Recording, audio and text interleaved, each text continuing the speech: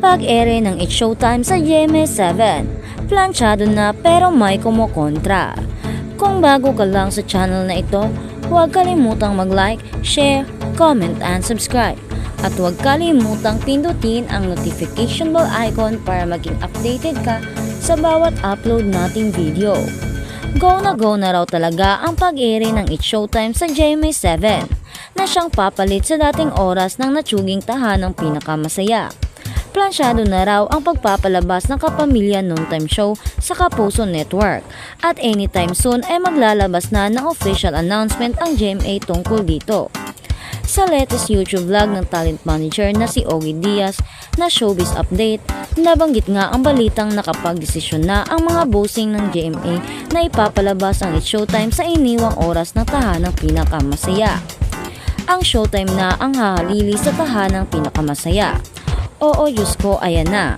And according to our source from GMA7 Camp, antayin na lamang daw natin this week ang gaganaping MediaCon ng mga bossing ng GMA at ABS-CBN.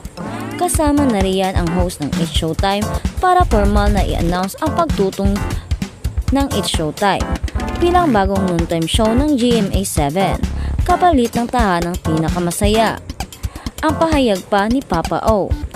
Patuloy pa niyang chika, kung black timer ba ang ABS-CBN o revenue sharing ang mangyayari, nako ayoko nang umipal, kaya hayaan na nating sila mismo ang mag-announce.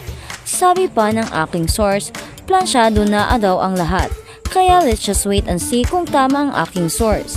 Sabi pa ng content creator, ang magiging issue nga lang daw dito ay kung papayagan bang mag-promote ang mga artista ng ABS-CBN ng kanilang mga teleserye at iba pang project sa It's Showtime.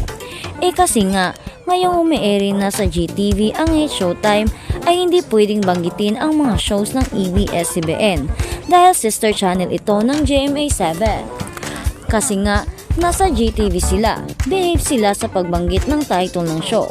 Kaya mga padaplis lang, mga pailalim lang yung pagbabanggit ng It's Showtime host kapag may nagpapapromote. Lalo pa ngayon kung nasa GMA na ang It's Showtime, lalong hindi sila magpo-promote. Kahit nandun pa si Kim Chiu, hindi niya pwedeng i-promote yung What's Wrong with Secretary Kim, bago niyang teleserye with Paolo Avellino, pagpayag pa ni Papa O.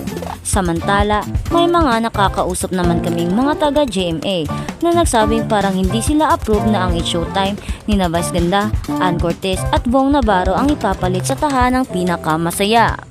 Sana raw ay gumawa na lang ng bagong show ang network para na rin sa issue ng identity o di kaya extend na lang ang oras ang TikTok clock ni Pokwang at Kim Atienza.